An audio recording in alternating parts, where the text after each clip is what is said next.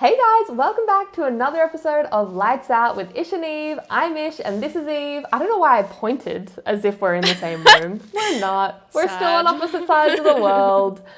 But we are back to discuss the Hungarian Grand Prix. It was a weekend of ups and downs for me. A weekend of mostly ups for you. Yeah, there was... It had a few wobbles. Hairy moments. It was we were very, very close to another George Russell, Stephen Bradbury win. I know.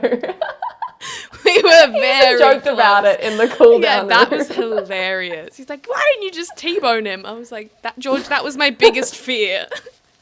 That was my biggest George, fear. you can't keep winning that way. George, you have to win a race properly.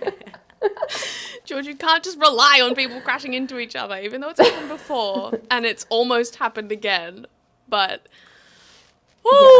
I was...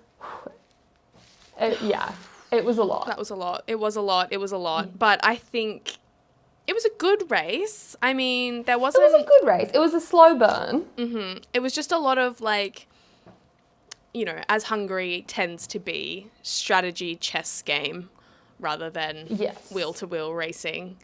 But... Yes. Yeah. Lando pulled it out of the bag.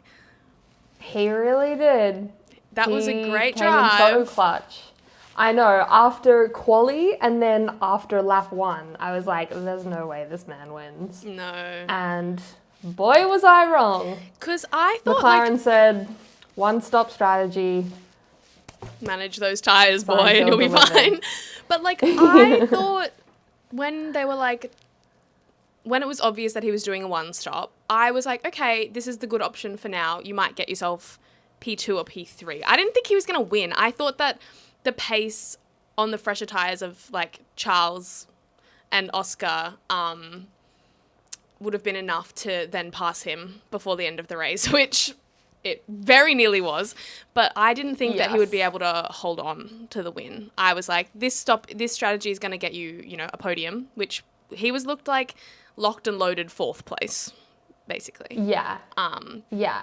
So the fact that he was able to then win, I was like, damn, boy, you fucking cooked. You slayed. Well done. All of the Oscar fans are mad. The Oscar fans are pissed. They're like, McLaren gave Oscar the bad strategy. McLaren put Lando on the good strategy. They're favoring Lando. I don't think that they decided before.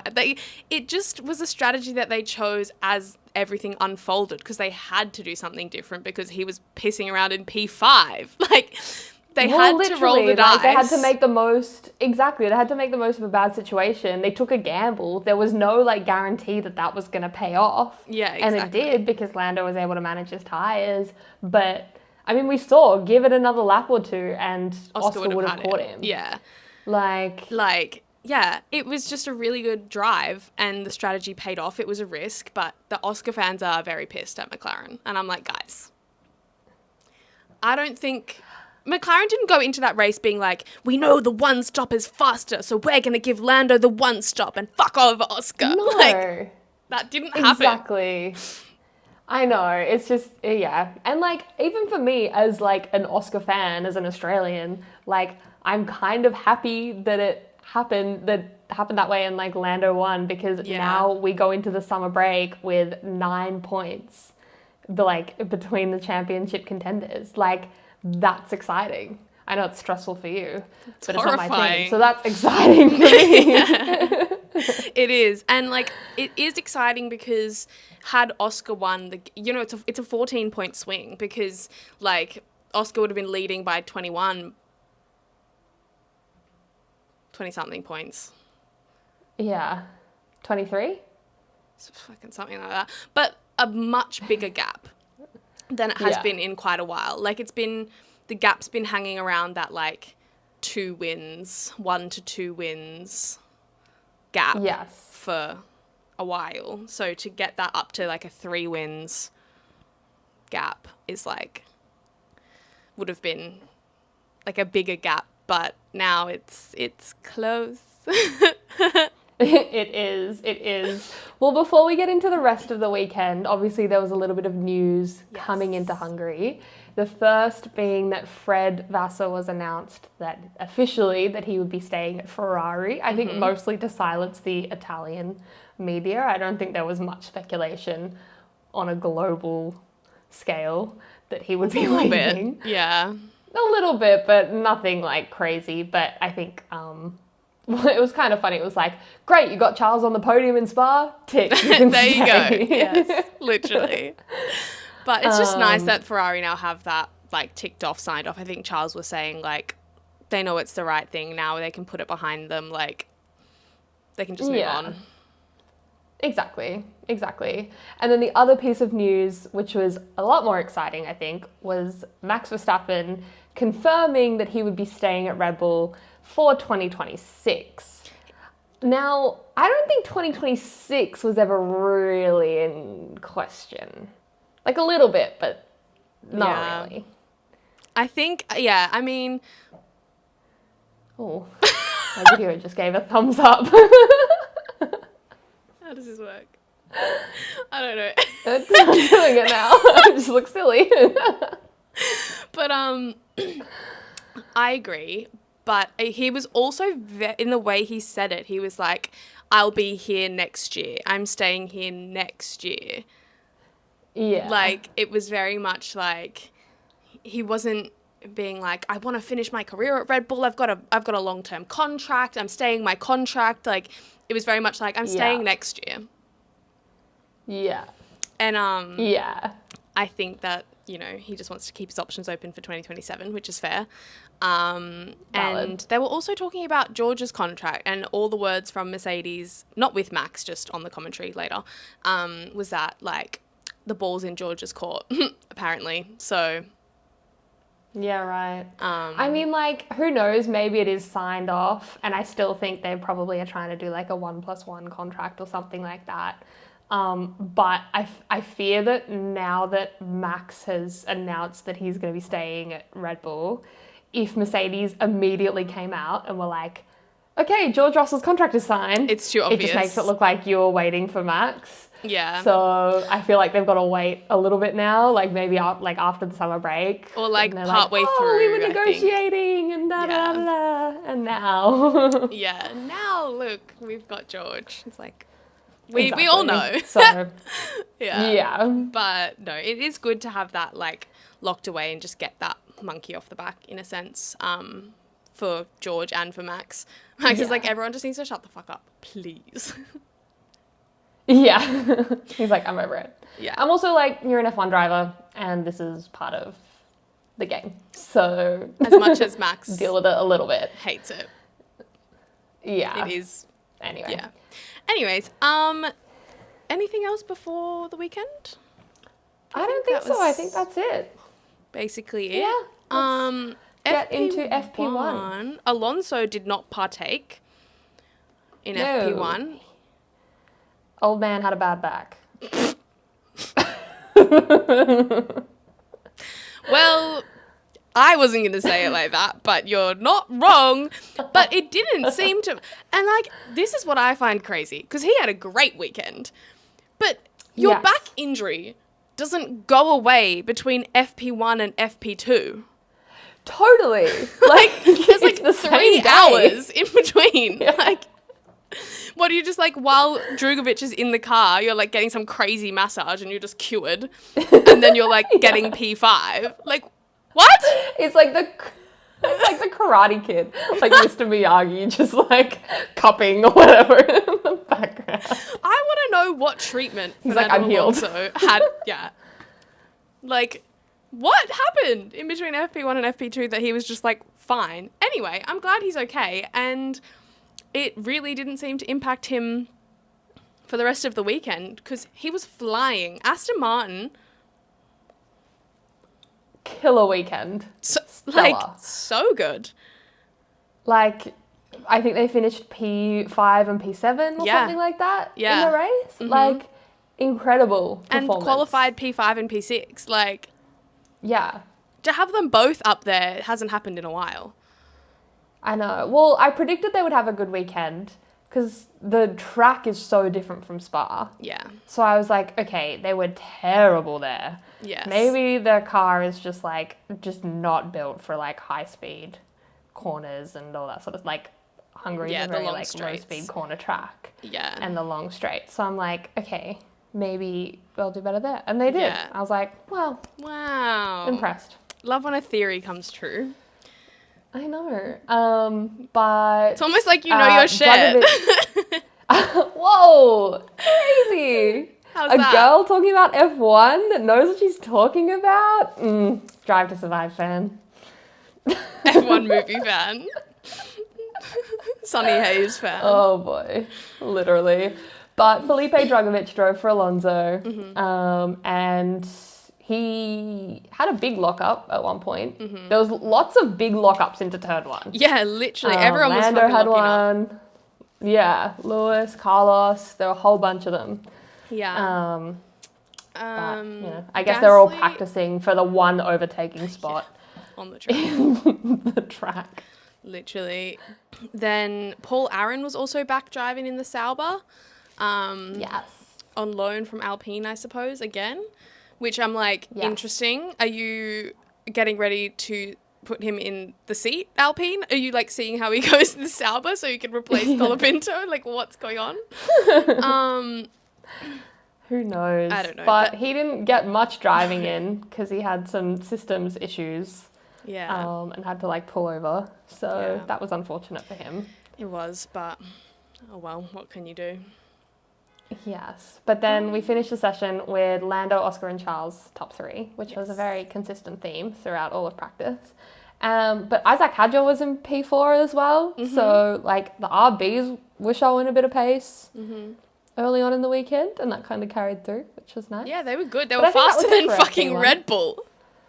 Oh my God, I know. Actually insane. Crazy. Red Bull was not live, laugh, loving. Red Bull went slow. But FP2.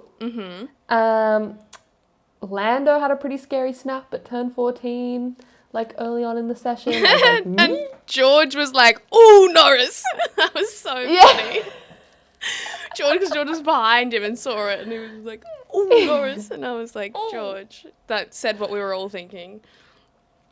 Yes, and it wasn't the end of Lando's scary moments for that session, because obviously at the end of the session, the McLarens came very close together, almost in a rehearsal for the race.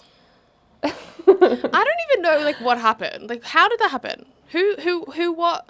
Like, because Lando was coming out of the pits as Oscar was like coming up to turn one. Yeah. And I think that there was just like a miscommunication as to who was going to be ahead coming around through turn one. So Oscar was like sending it thinking he had to get past Lando. And Lando was like, crap, I got to hit the accelerator so that like Oscar doesn't ram up the back of me. Yeah. And they both just like went full pelt into turn corner, one and were like, yeah. I'm like, so yeah, I can just picture like the engineers on the pit wall being like, "Are you going? Are you going? Should I tell him to stop? Should I tell?" And then they're both like, "Go! Oh fuck!" Like, yeah, and they just like side eye each other like, "Oh, sorry, yeah, sorry, I told my driver to go. Did you also tell your driver to go?" Oopsie. Yeah, MB. Oops. Martin Brundle commentating from the helicopter was so cool. Yeah. Also, so random. Like, there were just so many points where he was like, I actually don't even know who that is. Yeah. I can't tell you. But, like, fair enough. He struggles to even fucking identify them from the commentary box sometimes. So, I don't know how he's going to do it from a helicopter. No. But he did well. He did a good job. It was cool. Yeah. It was very cool. I want to watch F1 from a helicopter. Yeah. That would be so I fun. just want to watch some F1 in real life. That'd be nice. Anyway. I am soon. Anyways. I might be soon, maybe. We'll see. Anyways, some fun little breadcrumbs for you. What are the girls doing? Who fucking knows? We'll Anyway. see. Yeah. Max also had to throw it. He threw in the towel. Yes, the headlines wrote themselves on that Yeah. one. I think unsafe release condition, I guess. Someone left a towel or something in his car. And first of all, why are you just yeeting it onto the track? I don't know about that. I know. I guess the thinking is like if you leave it, maybe it could get caught up in like your pedals or something like that. So like it's safer for him to just like pick it up and throw it out. Yeah. But yeah, it's a bit like, like I understand when you're doing it with your tearaways on your helmet, but like anything that's like thicker than that is probably not great to be doing. Yeah. But then they didn't red flag the session or yellow flag it or anything, so clearly the FIA didn't think it was that big of a and deal. it must have gone like off the track, but when he's throwing it, like he doesn't know where the fuck that's going. No, totally. And it stayed on the track, but it just like wasn't on the racing line. Yeah. So they were like, whatever. But yeah, it was kind of fine. It was a bit like, okay. Yeah, hello. I know. And because he was so slow, it was just like all of the like, Max throws in the towel. Yeah. Like, if that had come like before before he said he was staying at Red Bull, that would have been really funny.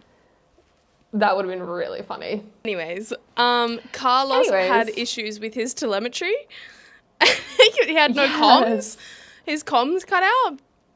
That was kind of terrifying. Yeah. Because he was like, are you his guys team talking? were like, come in, and he like, couldn't. if you can hear us. And he was just like... It was crazy. And then one of the RBs, I think it was Liam Lawson, was like, why is this fucking guy in the way? Like, what is he doing? He's in the middle of the track. And they were like, he has no comms. He doesn't know that. Like, he has no comms. Yeah. So, literally. Because, like, fair. I know, because he went into the pit lane and then they were like, no, stay out. And he, like, whipped back out. And Liam Lawson was like, what is he doing? What the fuck? Like, that's so dangerous. Yeah. And, yeah, which, like, goes to show, like, how little they actually, like, really see, like, around them. Like, yeah, they've got mirrors, but, like, they're so reliant on the technology that they have to, like, help them navigate the track. Like, it's crazy. Yeah. But yeah, I think that was FP2. Yeah. And then FP3, Hadjar had a bit of a like lock up and spun around a little, but was kind of fine. The only other note that I have from FP3 is like both Red Bull drivers were so not happy. Dude, they were so slow. They were not looking good. Both Saubers and both Aston Martins were in the top 10 and both Red Bulls were not at the end of FP3. I think they finished like 12th and 16th or something like that. Yeah, insane. Not where you want to be. Yes, and definitely, you know, a preview of how their race was going to go and their quali was going to go, unfortunately. Speaking of, shall we get into quali? Yep. So in Q1, we had Albon, Hülkenberg, Ocon, Gasly, and Yuki eliminated. Really, really unfortunate for Yuki because the time he set was within like a 10th and a half of Max. Yeah, and I was like, oh! Like, it was so close. Yeah. Like, 12 months ago, if you were a 10th and a half behind Max, you would have been starting on the front row with him. Yeah. Whereas, like, now you're getting knocked out in Q1 because all these other cars just managed to slot into that gap. It was so unfortunate. I know. And it's just like, I fear he's losing his seat at the end of the year. I do also fear that. Like, completely. They're going to bump. Low key. Yeah. I don't even think they're going to put him back. Because they might put him back, but he spent 5 years there. Like, what next? Like, totally. Then what? Like, I know. And I'm like, maybe they're probably going to put Arvid Lindblad in that seat, in the RB. Probably. And bump Hadjar up. It's not Don't. really a bump up, though. So... Yeah. Is it... If I were Hadjar, I'd be like, I don't want the Red Bull seat. I know. But, like, I don't think they're going to give it back to Liam. Like, who, by the way, has finally, like, he's back. He's back to where he was Yeah. Before he had a good weekend. Like, and just he's had a solid, few. solid He's weekend. had, I think the last few weekends he's been outperforming Hadjar. And I'm like, wow. Yeah, right. Well, Well done. look at him go. He's back. In a supportive environment. Look at Yeah, him go. literally. Before he had his soul ripped out by Helmut Marko. Anyway, You love I to see digress. it. Yeah. The McLarens were like well clear on the first couple of runs in Q1 as per.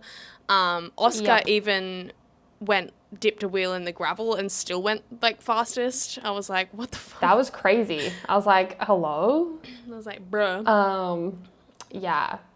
And Mercedes, Aston, and Lewis were all looking quite quick at this point in time. At one point, I think it was when they were all coming out for their final laps, Esteban Ocon had a screw on his tyre. Yeah, he was like, it's not like in, but it's just there. I was like, Yeah. I was like, if he gets a puncture for this is the most cliche event to ever happen. And, like, his team deserve to, like, have him be knocked out for not, like, sorting that out. literally.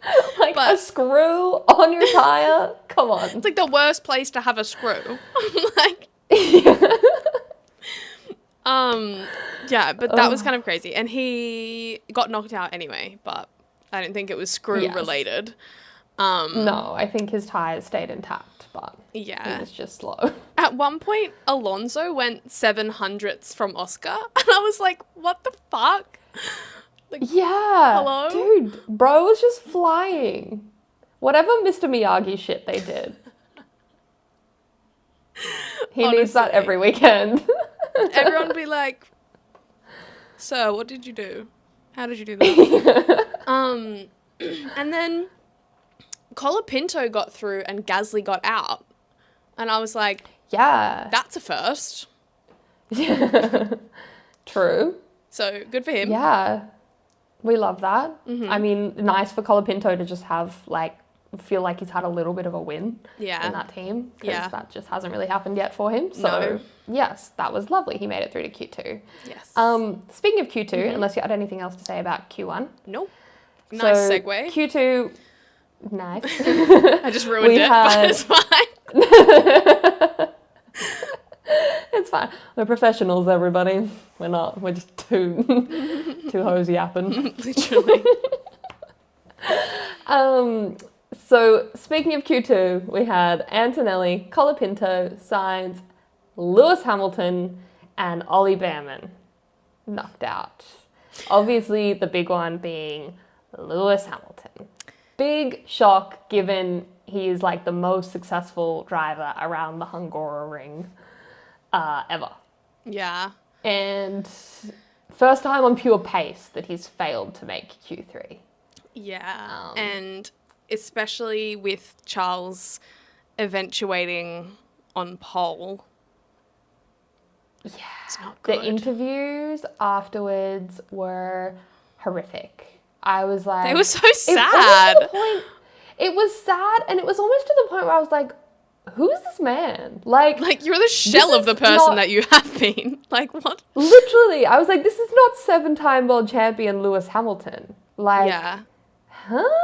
Yeah. Like, telling the media that Ferrari should just change their driver. Like, bro, you've been there for 2 seconds. Like, relax. It's gonna be okay. Yeah, because then even the media were like they were going super easy on him because they were like, oh, is it something in the car? Like, what was it? And he was like, the car is on pole. It's me. I'm useless. Like, they don't need to change the car. The car's on pole. Like, they need to change the driver. I was like... It was just bizarre. I was like, bestie, we all have bad days. Like... But, like, he's had way more bad days in the past 6 months than he's had in the past 10 years, probably, so... Well, yeah, that's probably true. But, yeah. I mean, what did you expect? Yeah, I know. I'm so, you know what? Something I'm super interested to do. Starting my new job tomorrow, new boss, Lewis Hamilton fan.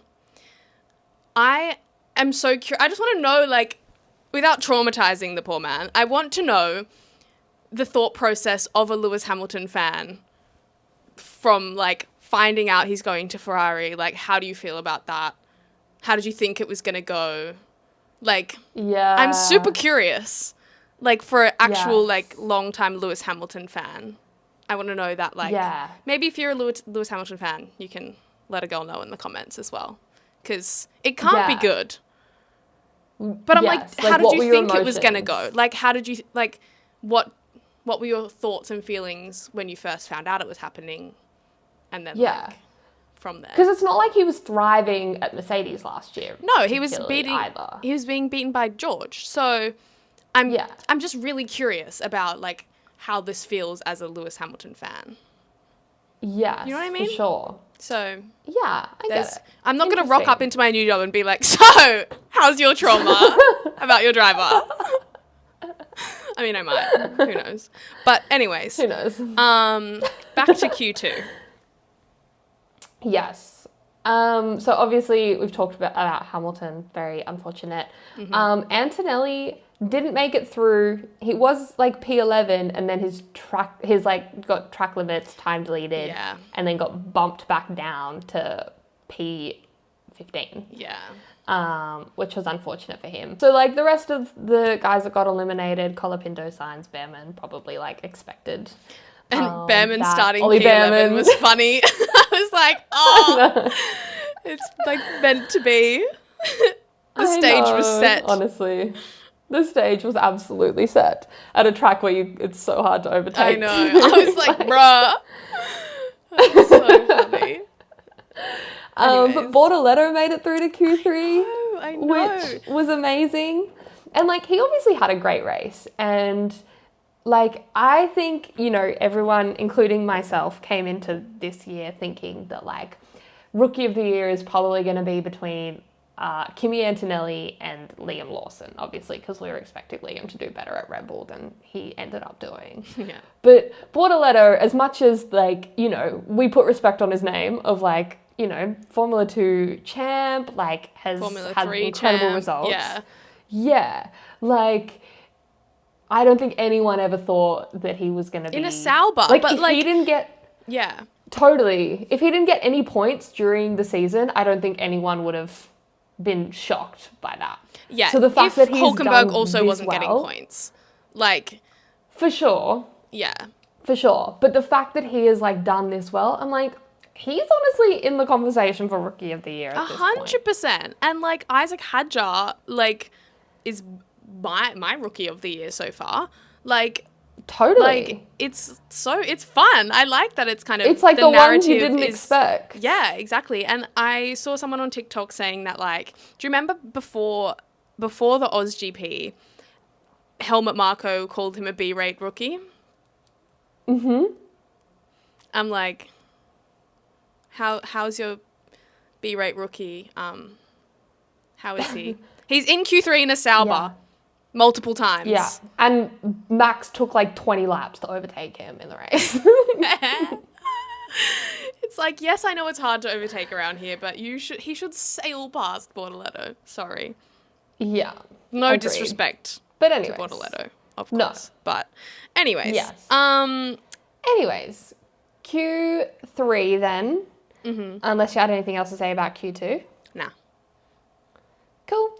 So Q3 all kind of went as normal until we got to our final laps, and some way, somehow, Charles Leclerc stuck that thing on pole and was about as surprised as everyone else. Literally. That I was literally like, what the fuck? Because he was on his lap and I think he was like one green sector and one purple sector, and he was in the last sector, and the McLarens had started their lap, but neither of them were improving. I was like, hold the fucking phone. Like, Yeah. what's happening? What is happening here? And fucking what? And then just went to He the top, was- and then as the McLarens continued, they weren't improving. I was like, oh my god. Like, how is this happening? Literally. It was insane. And then Charles Leclerc hit us with a Mamma Mia on the Mamma mia, literally. Because they were like, that is P1. He was like, what? like, Mamma Mia. I was like, yeah. okay. Yeah. He's back. But I was honestly like, so happy for him. I was like, oh, it's so good to see him back up there, like, in the fight for pole. Not that we thought he would be, but, like, back on pole, like, back in the front runners in the race. I was like, oh, like, I'm not a Ferrari fan, but I do have a soft spot for Charles. I do genuinely really like him. And obviously, because he's your driver as well, I'm like, oh, you can have something. She can have something to be happy about. Because I come here, like, every day and I'm like, oh, I'm so upset about my fucking McLaren 1-2. I know. Meanwhile, my drivers are like, no, I should just leave the team. Yeah, literally. So I'm like, it's nice that you can have, like, that to be, like, excited about, and, like, we can be, I'm like, we can actually talk, like, out, like we were last year when our drivers were, like, fighting each other for wins. Literally, like, that was when they're, so like, fun. alternating wins. Yeah. But, I'm very happy for Charles. I was, like, but it was really a kind of strange experience when, like, I realised that it wasn't even, like, between Oscar and Lando who got pole. I was like, oh! Yes. Someone else? Like, not my driver. A hot new bombshell has entered the villa. I was like, what the fuck? Like, I forgot that this actually, like, happens. Yes. Anyway, literally a hot new bombshell entered the villa. But also, Max went slower than Bortoletto. Dude, Max, Red Bull, it was just bad. Yeah. Bad. I was like, oh, like the whole way through. But it just keeps getting worse. Literally bad to us. Oh, but yeah, he started like P8 or something, I think. It was P8 because I was like, okay, once Charles went faster and both McLarens weren't improving, I was like, oh shit, like with Max and George still on a lap, like we're at risk of starting on like the second or third fucking row at this point. But then Max's lap came up and I was like, ooh. Yeah. I mean, George was pretty quick, but went to P4, which is kind of where you would expect him because Mercedes have gone back to a different, like their old suspension setup, and that was a good idea because the last few weeks since the last few races since they've updated it have not been good for them. Also, it was a lot cooler than it normally is in Hungary, so that helps. Probably helped. And that also like ended up being probably the reason that a one-stop was possible because Hungary is normally a lot hotter. Yes. And a lot more, harsher on your tires. Yeah, a lot higher deg. So, I mean, we'll get there, obviously. Yeah. But I was happy for Charles. He was so funny because everyone's like, wow, is like Ferrari back? Like, what's happened? Like, you're back in the fight? And he's like, fuck knows, mate. Like, I don't know. Yeah. I don't know how I'm here. He was like... I don't know. He was like, I don't understand Formula One right now. And I was like... I'm like, yes, exactly what you want to hear from your driver. Yeah, when they get pole. Not, we've fixed the car, I'm feeling really confident, the upgrades worked amazingly. It's like, I don't know how I'm here, I don't understand the fucking sport. Yeah. But I'll do my best. Somehow we made it. I'll do my best. Yeah, for real. Prayers up. Yeah. And, he did do quite well. Until. Well, that was the thing, is I was like, okay, he's on pole. However, he has two McLarens behind him. You were managing your expectations. Yes. And we were speaking about it before the race, and I was like, you're probably in a pretty good position, because you're like, you understand that on race pace, he's probably going to get got. Yes. But then, he got my hopes up. Yeah. Because... it started really well. He was flying. I was like, damn. I know. Like, and for the first, like, third of the race, I was like, oh my God, we could be on here. Yeah. I was like, oh, and then, shit. Then it all went to shit. Shall we talk about the race? Yes. So, yes, great start for Charles. Leading into turn 1, I was like, that's the first box tick. Literally. That needed to happen in order for anything to occur. Yes. And bad start for Lando. He lost two places off the bat. Because what happened was Lando was like sending it on Oscar. So Lando went to the inside, which meant Oscar moved over to cover the inside. And then George and Fernando Alonso were just like, sweet, like, I'll sweep around the outside then. That's fine. And then George was very close to getting Oscar as well. I was like, ah! Yeah. And then, Lando was back 2 places and behind Fernando Alonso. And I was like, great. Cool. And I thought Oscar had lost a place to George, but he didn't. So I was like, that's fine. But for the Ferrari, Charles dropped Oscar pretty quick. So quick. I like out of DRS basically straight away. Yeah. Like by lap 2. I was like, he's gone. Yeah.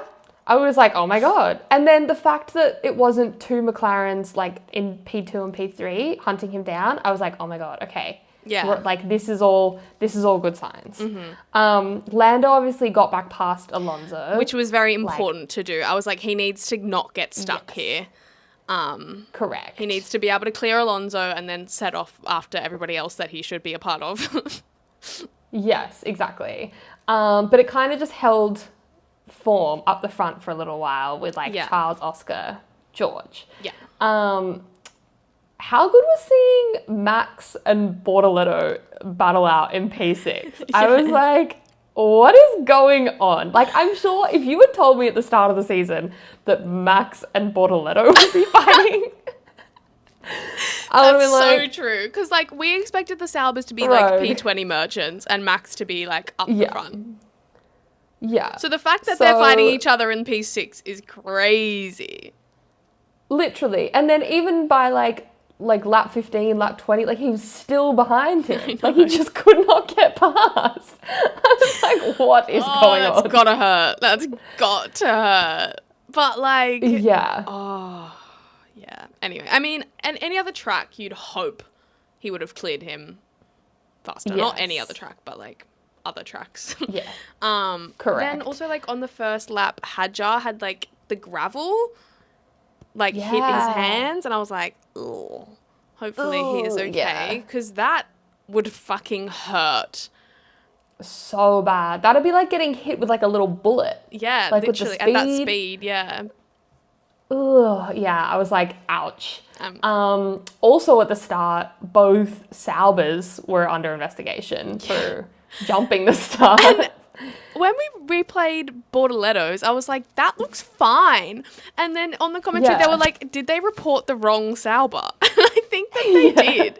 Because it went from Bortoletto's under investigation to Hulkenberg's also under investigation to Bortoletto's no further action to Hulkenberg's penalty.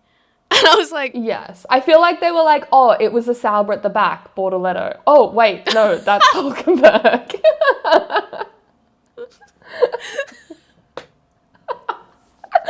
My video hit the thumbs up again. Why is it doing We're on a video call when we record this, and like a FaceTime call, and like I don't know, apparently if I do certain hand movements, it like does fun things. Like anyways. what? Anyways, I need to not get distracted. I'm like a fucking child watching Cocomelon. Anyways, then obviously like as things progressed, the track temperature very much brought the one stop into play, because it was like nothing's degrading as fast as one would expect. Lando was stuck behind George, and I was like, that's not good. Yes.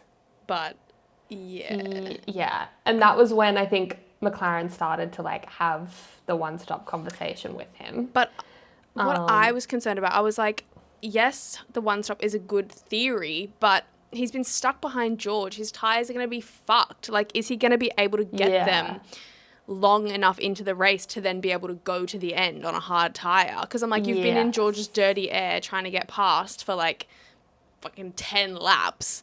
Like, your tyres are going to be fucked. Like, how are you going to get these far enough into the race to make the one-stop work successfully? Yeah. That was my concern. Yeah.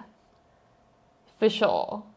Yeah, it was definitely a gamble. Yeah. but it was like, it was a bit of like a, well, we want to get you into either P1 or P2. So, like, or just on the podium it's going to happen, or at a bare minimum. Not going to happen. Yeah, exactly. The crazy thing for me, though, and, like, with this track in general, is, like, Martin Brundle was on the commentary saying, like, you've got to be 8/10 faster than the car in front in order to overtake. Like, what are we even doing? Like, what? Like, it's so criminal. It's like, get some people in F2 cars and maybe we'll be able to get some overtaking done. Like, honestly, like, but and at least there were different tyre strategies, because otherwise I feel like this race could have been an absolute snooze fest. 100%. But we got through the first, like, I don't know, 18, 19, 20 laps or something, and then Oscar tried the undercut on Charles. Yes. And it just didn't work. But I thought what was going to happen, like, was I thought McLaren were going to go for undercuts on both cars. Like, I thought that they were going to try the undercut on Charles and on George. Yeah. But obviously, because at that point I was like, Lando's fucked his tyres too much to one stop. That was my thought. I was like, I don't think he can one stop. How wrong I was. Never been so happy to be wrong. But I was like, well, they fucked it because they couldn't double stack them. And I was like, well, now George is going to... I was like, because now McLaren have given away what they're going to do, George is just going to come in. So then George came in, so then Lando stayed out.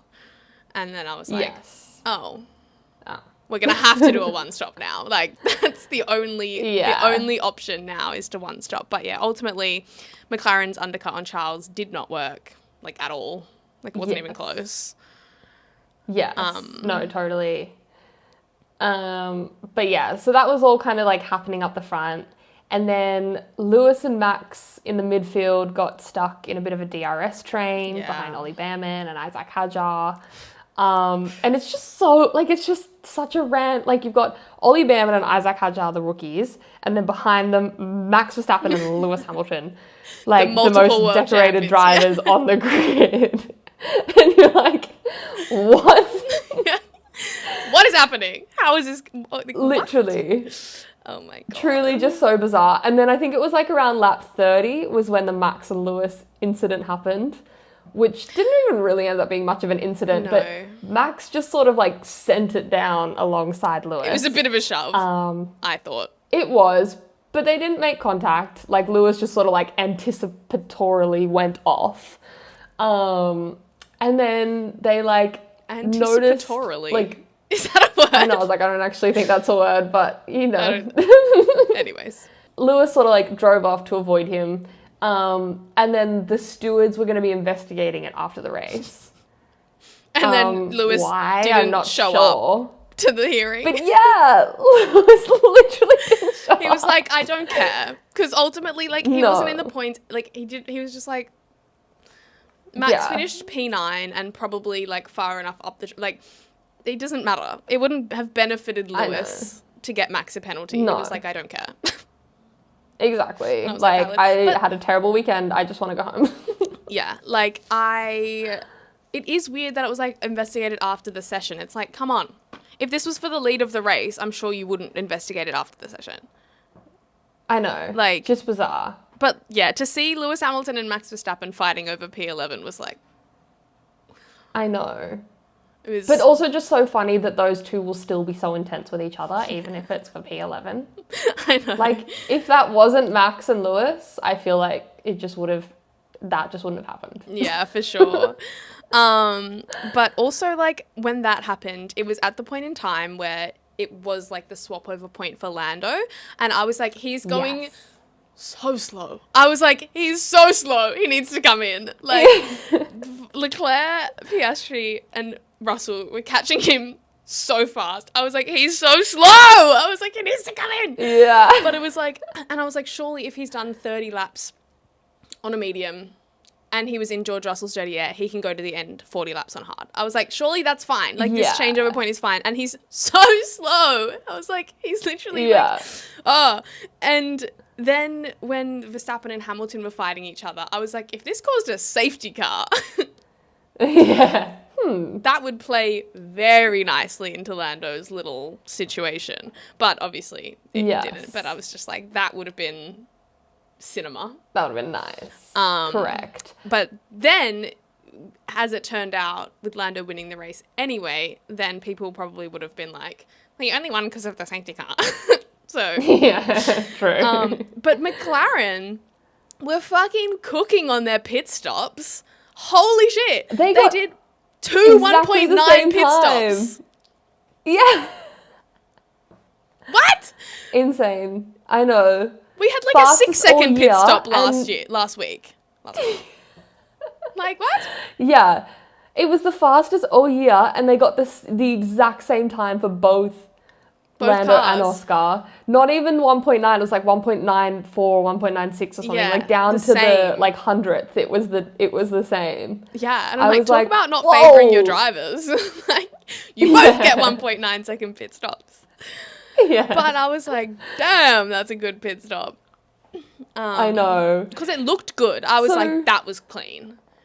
And then it came up 1.9 and I was like, nice. Yes. You love to see it. And then, so that was like lap 31 or lap 32 or something that they brought Lando in, which meant that he was obviously going to do the one stop. Lap 40, unless you had something to talk about between them. I was just going to say, it was around this same point where Charles was starting to talk about problems. He was starting to notice issues in the car. And he was, we weren't sure what it was, but it wasn't tires. Yes. And he was worried about something. No.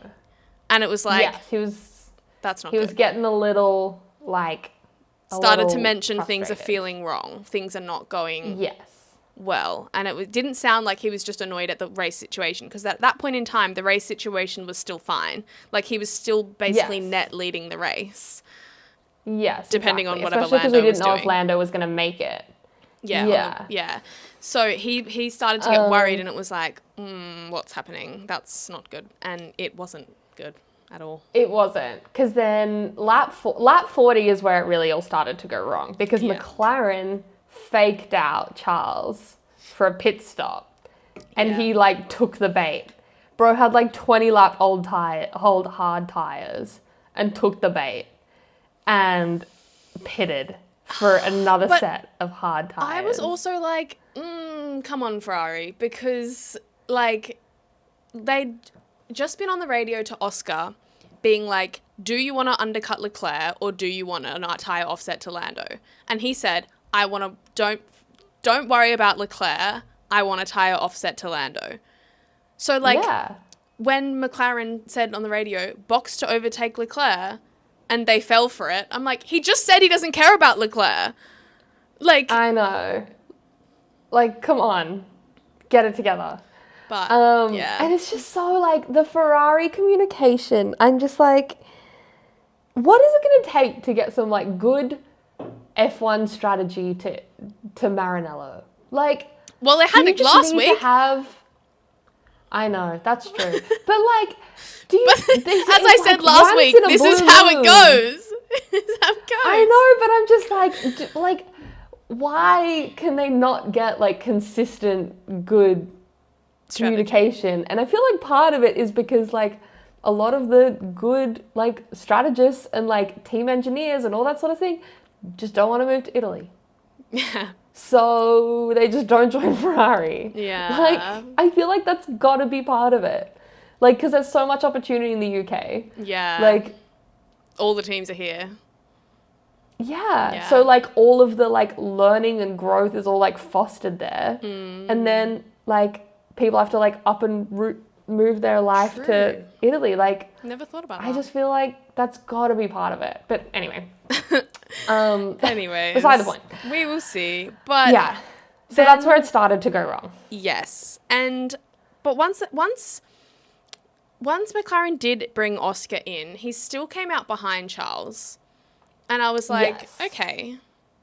Because at this point, Lando was still off ahead. And he was, like, flying on his hard tires. And it was like, fastest lap, fastest lap, fastest lap, fastest lap. And I was like, slow down! Like, you need to get to the end! I was like, you didn't get to the end. But obviously it was fine. But I was like, okay, he's clearly like putting on a gap now so that they have to like chase him. Because also I was like, if Oscar takes a while to get past Charles and they fight each other for a little bit, that's only going to help Lando. But Oscar overtook Charles like he wasn't even there. Dude, okay. So this is where Charles was getting really pissed and Valid crash out. sent that had that big speech on the radio, which so valid, of like, why didn't you listen to me? I would have come up with a better plan, blah, blah, blah, blah. And I think like after the race, he was saying like, oh, it was the chassis or like, and it was all very like vague. And I just feel like Ferrari have to lift and coast at the end of like every single race this season because their car is so high downforce that it just wears out their plank and they don't want to get disqualified again. Yeah. So I'm like, was there really like, maybe there was an issue earlier on, but I feel like the pace at the end, like but it also, just dropped off so much. Also, Charles was saying like he had something in mind that he thought it was, but then it was something else with the chassis. So maybe he would have thought it was that issue that they've been having all year, but then it actually was something else. Because he was like in the car. Like, who knows? Yeah, in the car, what he thought it was turned out to not be what it actually was, he said. Yeah. So, yeah. I don't know. So but he had a problem and it cost him dearly, basically. Because Oscar went straight past him. And I was like, fuck, now we're going to have a McLaren battle because Oscar's going to catch Lando and I'm going to cry. But I was like, well, I was going to cry because... And then, like, he doesn't end up, like, catching... like, True. time. Well, I was going to cry because not only did Oscar get past Charles, like it was easy, George got past him a few laps later, also so easily. Well, Charles didn't make it particularly easy for him. But that was illegal. So Charles hella moved under braking. He like almost moved under braking the first time, and then the second time it was like that was a Verstappen like literally. And then George said the thing. He fully turned into me, and I was like, he said the thing. And then he said the thing. But like he was clearly just so frustrated and was just trying to do anything to keep his podium spot. Even like someone on the commentary was saying like, it's always when I do this. There's another thumbs up on our FaceTime. I wish they could see it because it's really funny. It's really thrown me off. But on the commentary, they were saying like, that's an angry, that's an angry Charles Leclerc. Like, he doesn't normally do things like that. No. And, yeah, valid. But I literally was like, valid. Valid. Yeah.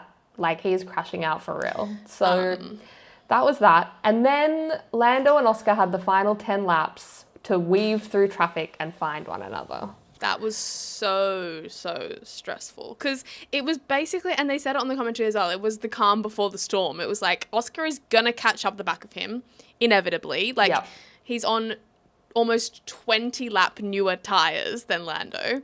Yep. Like, his tyre delta was huge. And, like, catching him at a rate of knots. And it was like, basically, they're going to have the last 4 or 5 laps on each other.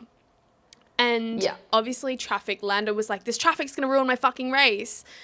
And it could have, but like who knows what the traffic ended up actually doing, because the traffic, it gives you the dirty air, but then it gives you DRS, but then I don't think the traffic impacted that much in the grand scheme of things. I mean, it might have hindered, I feel like if it hindered anyone, it probably hindered Oscar more than Lando.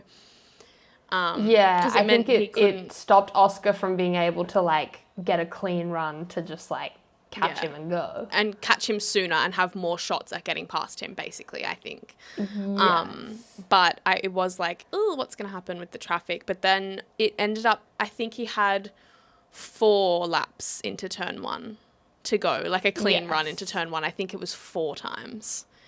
Because the first time he had like a vague go, wasn't close enough. The second time Yeah. was like close, but not enough. And it was the third time, like the second last lap, where he had Yeah. that big lock up. And I was like, no, like that was so close. Like there was like Austria. Yeah. I don't think Yeah, as close. it I was think so Austria was close. closer, but like, oh, and on lap 69 of 70. Yeah. Don't do that. And like they talked about this on the commentary, but it's like their one rule at McLaren at this point would absolutely be just don't come together. Yeah. And it's like, you were so close.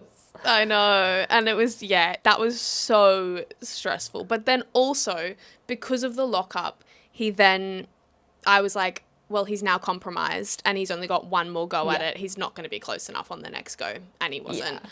And it was fine. Yeah. But I know. My housemate got home, like, I think she got home with like 5 laps to go. She was like, how's the race? I was like, ah! I was like, the race is panic stations. Yeah. Valid. And she came and joined and she was like, wow. I was like, yeah. She was like, cool. But I was like, Oscar will be disappointed. Ended up Charles got a penalty for his little move in under braking. And I was like, which didn't like affect nothing. anything. He was more than 5 seconds ahead of because Fernando Alonso held up everyone. Have you seen the track graphic? And it's like Norris, Piastri, Russell, Leclerc, Alonso, everyone, like everyone else in a little train behind him, like so far down the track from everybody else. And I was like, you cheeky bitch. Yeah. I mean, I'm grateful because it kept Charles in P4. True. But yeah, it was very unfortunate that we did not get Charles on the podium. I know. But obviously, big win for Lando, as we said at the Huge for start of the Lando. podcast. Yeah. Like, you know, avoided a really big swing points-wise for Oscar. So, like, massive going into the summer break. And he just drove really well. Like, to look after your tyres on that track. Under that pressure of Oscar, like, gaining half a second on you every lap. Like, to be able to especially defend, those last few laps. like, defend into turn 1. Like, obviously it's not a track that is easy to overtake on, which helps. But, like, for sure. he did still have to defend lap after lap into turn 1 on much older tyres and just keep a cool head and not be the one that locked up and ran wide or anything like that. Like, to be able to put it in a situation where Oscar was the one that had the lock up and not him. I mean, Oscar, he had to do something. Like, that was the chance, basically. Totally. So, like, that was I just understand. a Hail Mary. Yeah. I understand what Oscar's doing there. Like, that's the time. But, yeah. And we mentioned it earlier, but George in the cool-down room being like, oh, you should have T-boned him. It was so funny. That was hilarious. And also, like, so good. A couple of other things. I saw someone crashing out on TikTok about how the coverage only shows, like, what's happening to the people at the front and, like, not what's happening to people down the back. And I was like, well, they can't show everyone. Like, I kind of get it. But apparently Gasly ended up having an incident with Carlos and he got a 10-second penalty for it, which is why he finished. So, and they were like, what they were annoyed about is that, like, we didn't even get a replay of that. And I was like, that's actually valid. Yeah, that's valid, And Colapinto had a 7-second and an 11-second pit stop, which took him completely out of contention. Yeah, because when I looked at the results, I was like, oh, Alpine are both last of the finishes. Like, how did that happen? Oh, we didn't even talk about Ollie Behrman.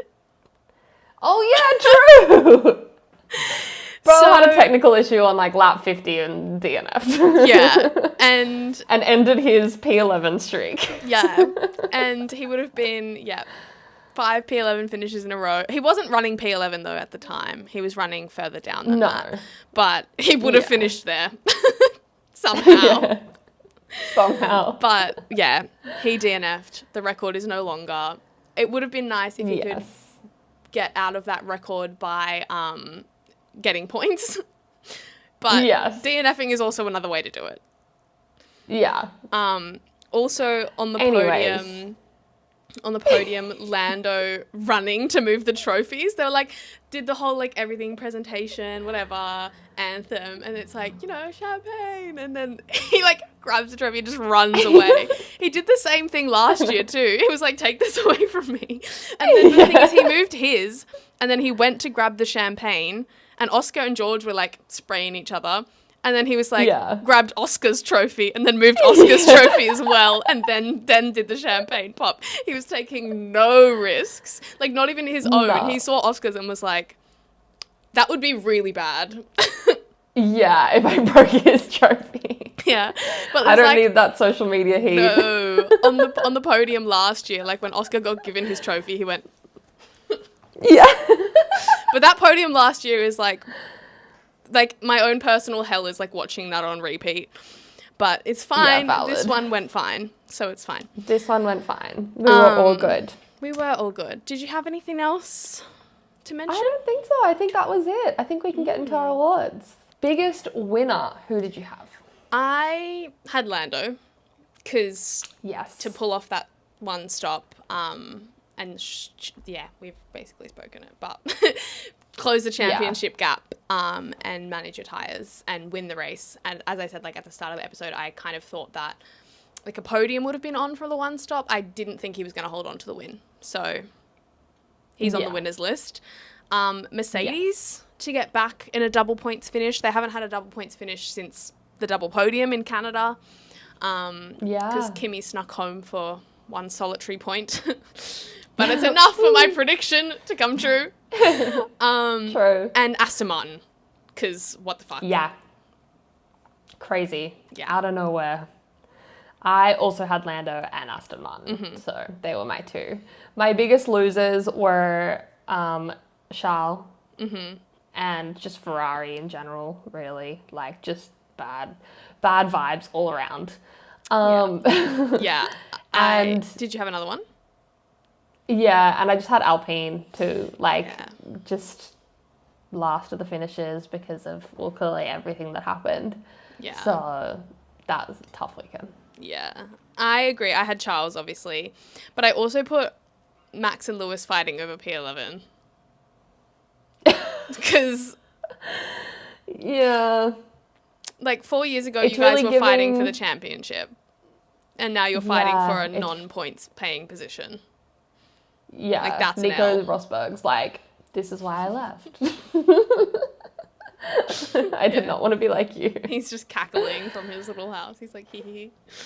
Literally. Silliest surprise? I had, like, Charles Pole was, like, so silly. Like, what? Also, just Aston's quali pace. I was like, because all through quali, Aston Martin were, like, the ones fighting the McLarens. Like, at one point, Alonso was, like, splitting them. And I was like, what the fuck? Like, what's going on? So, Aston's quali pace and Charles Pole.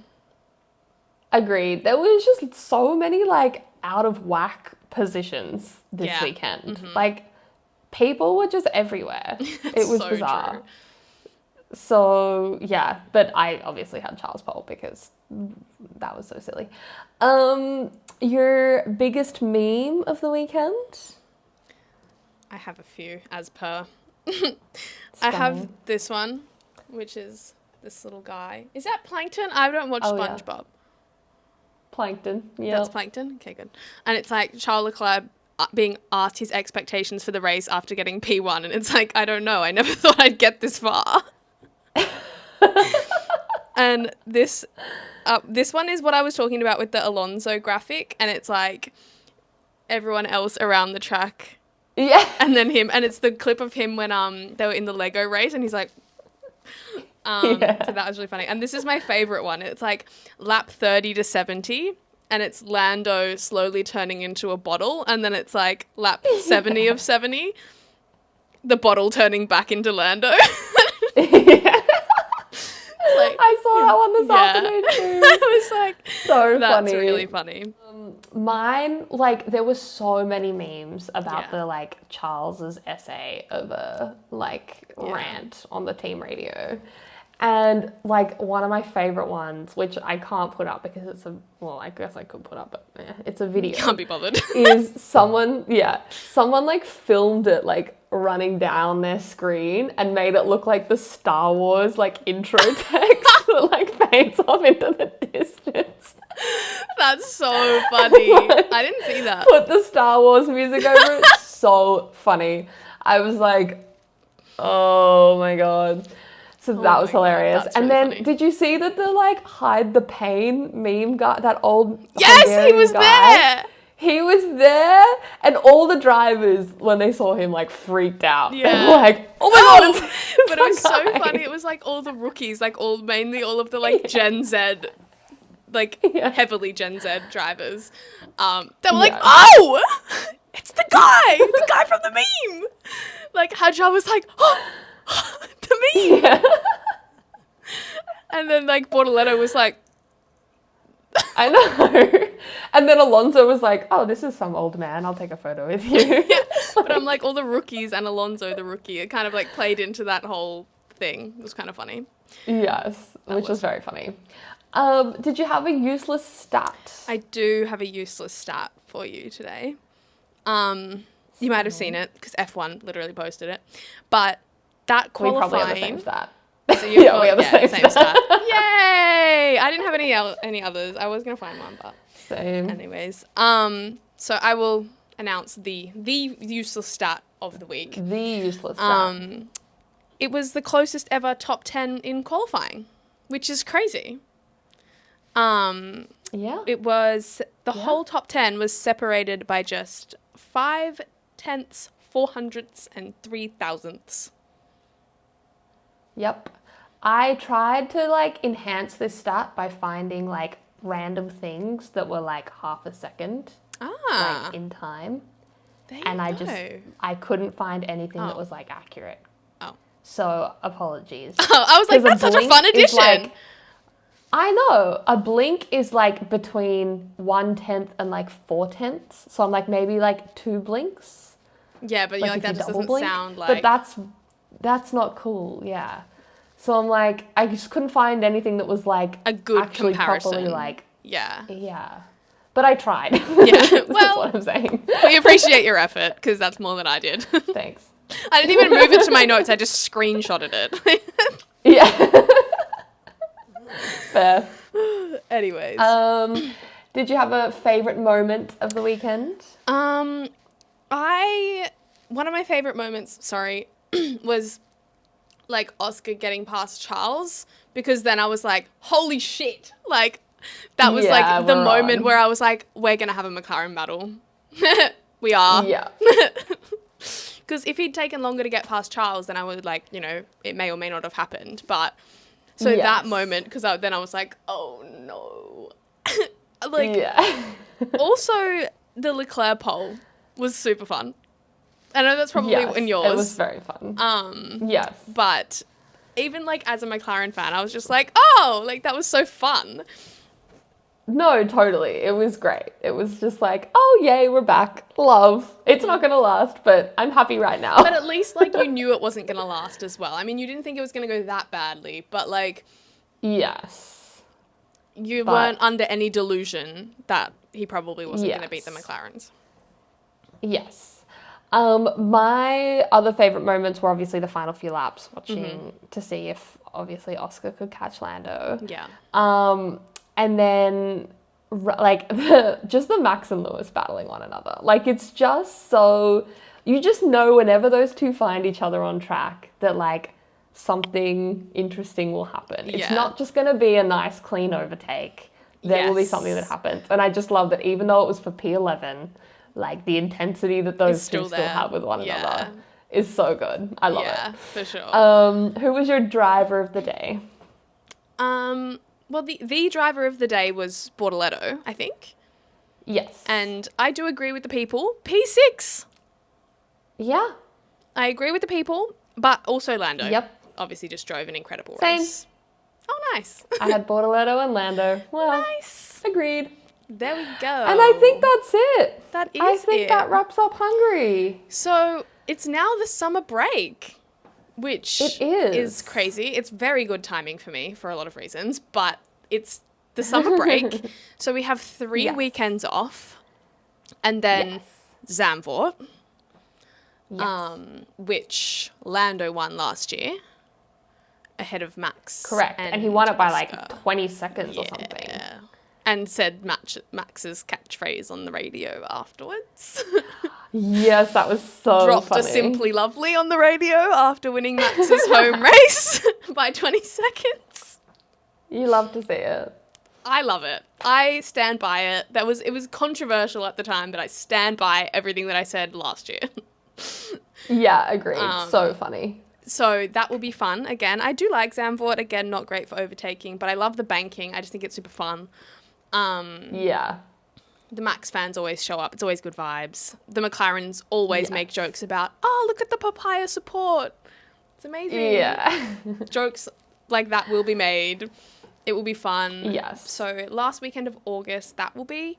We're going to be still posting maybe 1 or 2 episodes, depending. Yeah, in that time. We'll be putting out a little bit of content between now and then. So keep your eyes peeled. Yes. If you want to drop some hot takes or controversial opinions or good discussion points in the comments of this video, please feel free, because likely we'll be discussing those in some episode over the summer break. We haven't discussed it, so like I'm not going to commit to anything.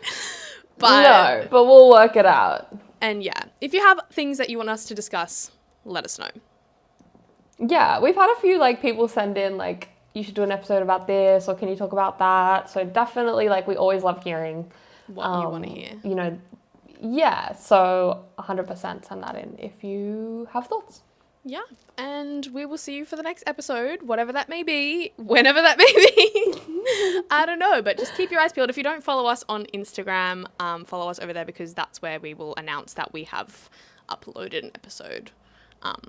So then you can know when to look for it. But if you're listening on an app, give us a 5-star review, because it really helps us out. If you're watching on YouTube, like the video, comment your thoughts, and subscribe so you don't miss the next episode. And we will see you next time.